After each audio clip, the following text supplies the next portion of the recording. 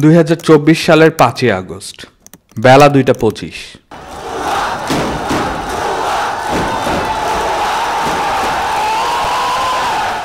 বাংলাদেশের বেশিরভাগ মানুষ রাস্তায়। শেখ হাসিনা পালায় না, আমরা দেখলাম শেখ হাসিনাও পালায় এবং স্বৈরাচারের পতন নিশ্চিত। সবার স্বপ্ন এবার হয়তো নতুন কিছু হবে, কিন্তু এরপর আমরা দেখেছি চাঁদা, দুর্নীতি, অ্যানার্কি, দুর্ঘটনা, নিরাপত্তাহীনতা, আর দেখেছি মৌলিক সংস্কার, নতুন রাজনৈতিক বন্দোবস্ত সরিয়ে আইন। মানুষের মাঝে বাড়ছে ফ্রাস্ট্রেশন। তাই আমাদের সবার মনেই হয়তো প্রশ্নটা উকি দেয়, ইজ জুলাই ডেড? এই প্রশ্নের উত্তর একটু গুছিয়ে খোঁজার জন্য আমরা ফিরে যাব অনেকটা পেছনে। 1971-এর 28শে ডিসেম্বরের দৈনিক বাংলা। শিরোনামগুলো কি পরিচিত লাগছে আমাদের? এবার আরেকটু ডেভিয়েট করে যেতে চাই 31শে আগস্ট 1971-এ। দৈনিক পাকিস্তানে প্রকাশিত হয় কিছু সন্ত্রাসীর ধরা পড়ার খবর। এই সন্ত্রাসীরা আমাদের পরিচিত। 2024-এর জুন, জুলাই, আগস্টে ঢাকার রাস্তায় দানা বেঁধে উঠেছিল হাসিনা বিরোধী আন্দোলন।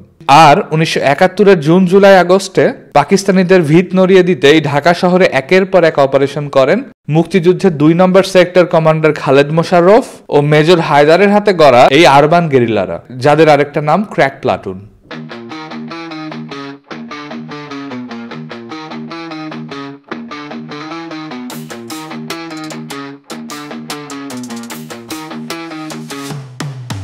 আমি চিরদুর্গম দুর্বিনীত নৃশংস মহাপ্রলয়ের আমি নটরাজ, আমি সাইক্লোন, আমি ধ্বংস, আমি মহাভয়, আমি অভিশাপ পৃথিবীর, আমি দুর্বার, আমি ভেঙে করি সব চুরমার, আমি অনিয়ম উচ্ছৃঙ্খল, আমি চলে যাই যত বন্ধন, যত নিয়ম কানুন শৃঙ্খল, আমি মানি না কোনো আইন, আমি পড়াপড়ি করি ভরা ডুবি, আমি টর্পেডো, আমি দিন ভাসমান মাইন, আমি দুর্যোগী, আমি এলোকেশে ঝড় অকাল বৈশাখী, আমি বিদ্রোহী, আমি বিদ্রোহী শুদ্ধ বিশ্ববিধাত্রী, বলবীর চির উন্নত মমশীল, মম ললাটে রুদ্র ভগবান জলে রাজ রাজ টিকাদিত্য জয়শ্রী, বলবীর আমি চির উন্নতশীল, আমি চির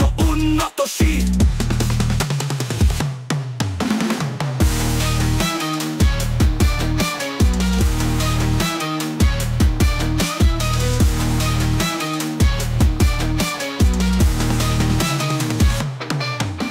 কিন্তু আগস্টের শেষ নাগাদ এই পুরো গ্রুপের ওপর নেমে আসে ভয়ানক ট্র্যাজেডি। পাকিস্তান আর্মির হাতে ধরা পড়েন তাদের একটা বড় অংশ।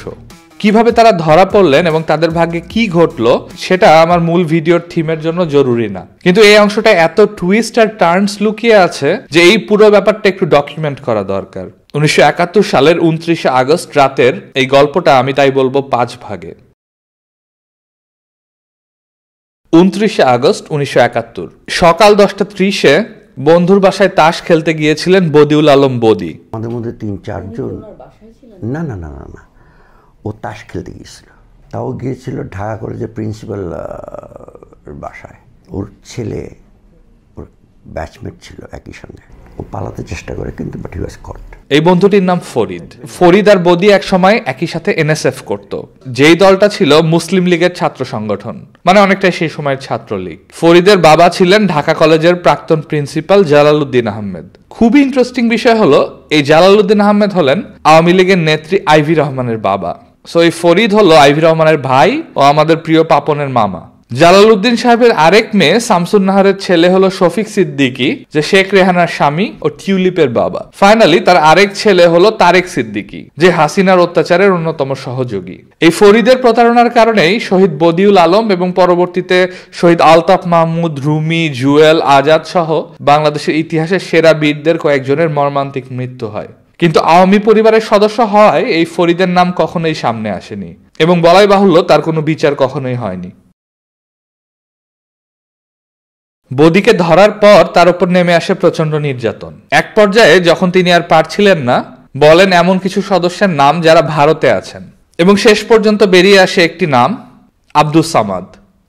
আব্দুস সামাদ ক্র্যাক প্লাটুনের হোটেল ইন্টারকন্টিনেন্টাল ও ফার্মগেট অপারেশনে বীরত্বের স্বাক্ষর রেখেছিলেন। আমি ইন্টারকন্টিনেন্টাল 5 তলা পর্যন্ত একদম ফিনিশ। কিন্তু 29শে আগস্ট ধরা পড়ার পর একটি চট দেওয়ার সাথে সাথেই তিনি রাজসাক্ষী হন। হঠাৎ করে সামাদকে নিয়ে আসছিল কিন্তু আমাদের বাসাটা, ও কিন্তু পরবর্তী পর্যায়ে রাজসাক্ষী হয়েছিল এবং ওই কিন্তু ড্যামেজটা করলো আর কি। ওরা আবার রিকনফার্মের জন্য সামাদকে জিজ্ঞেস করলো যে এটাই কি আলতাফ মাহমুদ? তখন সামাদ বলল যে হ্যাঁ এটাই আলতাফ মাহমুদ। সামাদ বলল আলতাফ ভাইকে যে আলতাফ ভাই কোনো আর উপায় নেই, না আপনি বলে দেন কোথায় আছে। তখন আলতাফ ভাই অনেকক্ষণ হাঁ করে মানে তাকিয়ে রইল সামাদের দেখি, বলছে আপনি বলে দিচ্ছেন? বলে হ্যাঁ। দেশ স্বাধীন হবার পর তিনি বীর প্রতীক উপাধিও পেয়েছেন, কিন্তু পরবর্তীতে চেপে গিয়েছেন এই কাপুরুষতার গল্প। আপনি কি ওনার বাসার পেছনে যে অস্ত্র ছিল সেটা কি বলে দিয়েছিলেন? আমি বলতে রাজি কি ভাই, ব্যথা। একদিকে বীর প্রতীকের বীরত্ব গাথা, অন্যদিকে সহকর্মীকে ধরিয়ে দেওয়ার অভিযোগ। কি মূল্যায়ন হবে এই মুক্তিযোদ্ধার?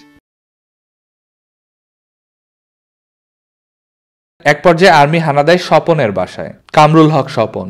স্বপনের বীরত্ব বোঝাতে তার সহযোদ্ধা বিখ্যাত মুক্তিযোদ্ধা হাবিবুল আলমকে কোট করছি। স্বপন ছিলেন সিংহের মতো সাহসী, অস্ত্রধারী যে কোনো মুক্তিযোদ্ধা যুদ্ধের সময় স্বপনকে পাশে চাইতেন। স্বপনের মা আর্মি এসেছে টের পেয়ে স্বপনকে বের করে দেন পেছনের দরজা দিয়ে, যেটা দেখে ফেলে আর্মি। বাবা শামসুল হককে ধরে নিয়ে যায়, 2 হাত বেঁধে ফ্যানের হুকে ঝুলিয়ে তারপর মোটা লাঠি দিয়ে পাকানো তারের দড়ি দিয়ে পেটায়। তার উপর খান সেনাদের প্রচন্ড রাগ। তার এক ছেলে পালিয়ে গেছে চোখের সামনে দিয়ে, আরেক ছেলে মুক্তিযুদ্ধে গেছে সেনাবাহিনী থেকে পালিয়ে। এদিকে স্বপন পালিয়ে কিন্তু নিজের বা পরিবারের চিন্তা করেনি, সে সোজা চলে যায় রুমিদের বাসায় রুমিকে খবর দিতে। কিন্তু রুমিকেও ততক্ষণে ধরে নিয়ে গেছে আর্মি। বীর বিক্রম খেতাবজয়ী বীরকে বাংলাদেশের মুক্তিযুদ্ধের ইতিহাস থেকে সচেতনভাবে মুছে ফেলা হয়েছে। তার একমাত্র অপরাধ তার ভাইয়ের নাম শরীফুল হক ডালিম। ইতিহাস কিন্তু কাউকে মাফ করে না। ইতিহাস দিনের শেষে সঠিক তথ্য বের করে ফেলে। আমার পছন্দ হোক আর না হোক। বিখ্যাত সুরকার আলতাফ মাহমুদের সাথে আটক হন তার ছায়াসঙ্গী গিটারিস্ট হাফিজুর রহমান। আমাদের মুক্তিযুদ্ধে কেউ অংশ নিয়েছেন শিল্পী হিসেবে, আবার কেউ করেছেন সশস্ত্র লড়াই। হাফিজ সেই বিরল ব্যক্তিদের একজন যিনি 2 ভাবেই যুদ্ধে অবদান রেখেছেন। উলন পাওয়ার স্টেশন উড়িয়ে দেওয়া দলের তিনি ছিলেন একজন, ধরা পড়ার পরও সবচেয়ে নিষ্ঠুর নির্যাতন চালানো হয় তার উপর। একটা লোকের চিৎকার শুনলাম, চিৎকার শোনার পরে আমি একটু দরজাটা খুলে দেখি যে হাফিজ ভাই, তার 2টা চোখ বের হয়ে গেছে এবং খালি বারবার একটা কথা বলতেছিল আমাকে যে মুঝে মত মারো, মুঝে গোলি মার দো, গোলি মার দো। বলছে নেই মারেগা তুম সারা, তুম সারা মুক্তি হ্যাঁ কাহা হ্যাঁ মুক্তি, এগুলো বলতেছিল। বলছে হাম কুছ নেই জানতাম, হামকো মুঝে মার দো। এক পর্যায়ে তিনি মারা যান, কিন্তু তারপরও তিনি কোনো তথ্যই প্রকাশ করেননি তার সহযোদ্ধাদের বিষয়ে। এই পর্যায়ে একটি কুইজ। এই মুক্তিযোদ্ধা কি খেতাব পেয়েছিলেন? বীর উত্তম, বীর বিক্রম, বীর প্রতীক? খেতাব তো দূরের কথা, তিনি মুক্তিযোদ্ধা হিসেবে স্বীকৃতিই পাননি। তার 4 ভাই বোন মিলে মোট 9 বার আবেদন করেন 1974, 85, 90, 91, 98, 2010, 2013 ও 2014 সালে, এবং প্রত্যেকবার তা রিজেক্টেড হয়। এক পর্যায়ে তাদের বলা হয় 4-5 লাখ টাকা ঘুষ দিলে কোনো কাগজ ছাড়াই মুক্তিযোদ্ধা সনদ পাওয়া যাবে। অবশেষে হাইকোর্টে রিট করার পর 2023 সালের অক্টোবরে 52 বছর পর তিনি মুক্তিযোদ্ধা হিসেবে স্বীকৃতি পান। আজাদের বাড়িতে যখন আর্মি পৌঁছায়, আজাদ, জুয়েল ও আরো কয়েকজনের সাথে খালি গায়ে বসে তাস খেলছিলেন কাজী কামাল উদ্দিন। আর্মি ঢুকে আজাদকে শনাক্ত করে। এই সময় হঠাৎ কাজী ঝাঁপিয়ে পড়েন কমান্ডারের উপর, ধস্তাধস্তিতে তার লুঙ্গি খুলে যায়। সৈন্যরা হতভম্ব হয়ে ঘরের মধ্যে এলোপাথারি গুলি করতে থাকে, আর এই ক্যাওসের মধ্যে সম্পূর্ণ নগ্ন অবস্থায় পালিয়ে যায় কাজী। এই অবস্থায় কাজী হাজির হয় আলমের বাসায়, যেখানে ক্র্যাক প্লাটুনের সবচেয়ে বড় অস্ত্রের মজুদ। আলম তখন ভারতে আরো অস্ত্র আনতে গেছে। কাজী আলমের বাবা মাকে বলেন আর্মি যে কোনো সময় চলে আসবে, আমাকে একটা স্টেন গান দিন, আমি ওদের ঠেকাবো। আলমের বাবা মা অনেক বুঝিয়ে কাজীকে ফেরত পাঠান। কাজী আবার ইন্ডিয়া ফিরে মুক্তিযুদ্ধে যোগ দেন। এভাবে ক্র্যাক প্লাটুনের প্রত্যেক যোদ্ধার বীরত্বের গল্পগুলো হয়ে আছে আমাদের মুক্তিযুদ্ধের অন্যতম গর্বের অধ্যায়। কিন্তু জীবনের গল্প তো সিনেমা না, হিরোর হিরোইজমে তাই গল্প শেষ হয় না। সব হিরো তাই শেষ পর্যন্ত হিরো থাকতে পারেন না। You either die a hero or you live long enough to see yourself become the villain. Crack প্লাটুনের খুবই গুরুত্বপূর্ণ 2 কমান্ডার মোফাজ্জল হোসেন চৌধুরী মায়া ও গাজী গোলাম দস্তগীর। মুক্তিযুদ্ধে তাদের বীরত্বের জন্য তারা পেয়েছিলেন বীর বিক্রম ও বীর প্রতীক খেতাব। কিন্তু পরে মায়া চৌধুরী ও তার ছেলেরা ঢাকার উত্তরা ও চাঁদপুরে ক্যাডার হিসেবে আবির্ভূত হয়েছে। চাঁদাবাজি লুটপাটের সাথে তাদের নাম অঙ্গাঙ্গিভাবে জড়িত। আর এদিকে গোলাম দস্তগীর ভূমিদস্যু হিসেবে গ্রাস করেছেন শত শত বিঘা জমি। বিভিন্ন এলাকার প্রায় ১,৫০০ বিঘা হিন্দু মুসলিমের মালিকানা জমি ও খাস জমি দখলে নিয়েছে গোলাম দস্তগীর গাজী ও তার ছেলে পাপ্পা। উনি কিনতেন ধরেন সাপোজ 1 লাখ 2 লাখ করে, বিক্রি করতেন কিন্তু 30 লাখ টাকা করে। আর এই জায়গাগুলো কিন্তু জবরদস্তি করেই উনি দখল করেছে। এই যেখানে 100 বিঘা সম্পত্তি পানিতে ডুবাইয়া মানুষরে এত হয়রানি করছে, জোরজবস্তিভাবে মানুষের জায়গা নিচ্ছে, ডেজার্ট দিয়া বালু ভরাট করে নিয়ে নিত, দখল করে ফেলতো। জুলাইয়ের তথাকথিত এই হিরোরাও তাই একইভাবে হারিয়ে যাবে। চাঁদাবাজি করবে, কোটি টাকার মালিক হবে, মিথ্যা বলবে। তৃতীয় বিশ্বের এই দেশে আমাদের হিরোরা উঠে আসে আমাদের সমাজ থেকে, আমাদের পরিবার থেকে, আমাদের ভেতর থেকে।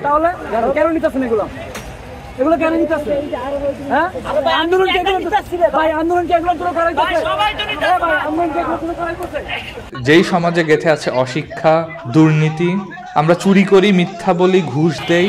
We have fault in our stars because we have fault in ourselves. কিন্তু এই আমরাই হিরো হয়ে উঠি সময়ের প্রয়োজনে। রাজনীতিবিদরা তর্ক করে কেন আমরা জুলাই নেমেছিলাম।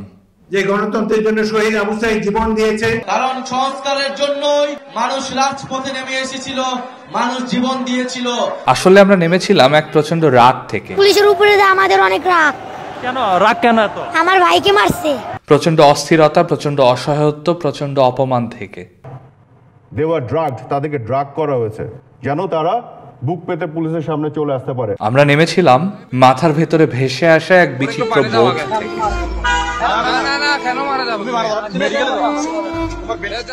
সেই বোধ থেকেই আমরা এমন কিছু বলি যা আমরা কখনো বলিনি।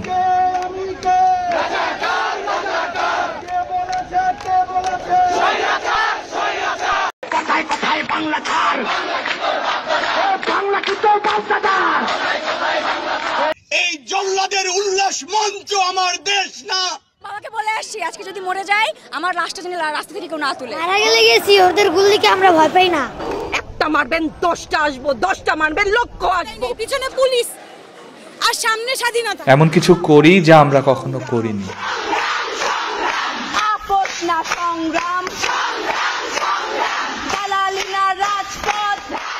আমরা এমন মানুষ হয়ে উঠি যেমন মানুষ আমরা কখনো ছিলাম না। অনেকেই বলে বঙ্গবন্ধু না থাকলে বাংলাদেশ হতো না, আবু সাইদ না থাকলে জুলাই হতো না।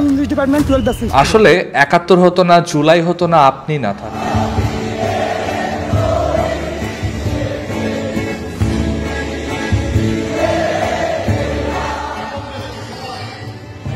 জুলাই হয় যখন সবচেয়ে ভীতু মানুষটাও যা হবে দেখা যাবে ভেবে প্রোফাইল লাল করে। সবচেয়ে কিপটে মানুষটাও 1 বোতল পানি কিনে রাস্তায় বিলায়। আমি যে কি খুশি হচ্ছে মা, আমি কিছু করার পাচ্ছি না বয়সের কারণে মা। আমি চাচ্ছি যে আমাদের দেশটা স্বাধীন হোক। তাই জুলাইয়ের কোনো বীরের স্খলনে জুলাইয়ের কিচ্ছু হয় না। কে জুলাই স্বীকার করলো আর কে করলো না তাতে কিচ্ছু আসে যায় না। কিন্তু জুলাই মরে যায় যখন খোলা রাস্তায় মানুষকে খুন করা হয়। আর যে মানুষটি একদিন পুলিশের গুলির সামনে নিশ্চিত মৃত্যু জেনে দাঁড়িয়েছিল সে চেয়ে চেয়ে দেখে। জুলাই মরে যায় যখন গুলির মধ্যে লাশ বয়ে নিয়ে চলা রিকশাওয়ালা আগুনে পোড়া মানুষকে ব্ল্যাকমেইল করে ১০০০ টাকা। যানবাহনের ভাড়া যেখানে আমরা ৫০ টাকা দিই, ৪০ টাকা দিই, সেই ভাড়া হয়ে গেছে ১০০০ টাকা। যেই পানির বোতল আমরা কিনে ৮০ টাকা ৪০ টাকা, সেই পানির বোতল হয়ে গিয়েছে ৬০০ টাকা। জুলাই মরে যায় যখন আপনার ভেতরের এই বোধ মরে যায়। তাই নিজের ভেতরের বোধটাকে আমরা জাগিয়ে রাখি। একবার ভেবে দেখি জুলাইয়ে আমি কোন মানুষটি ছিলাম, যেন সেই মানুষটি থাকার চেষ্টা করি। আমার ভেতরেই বেঁচে থাকুক জুলাই।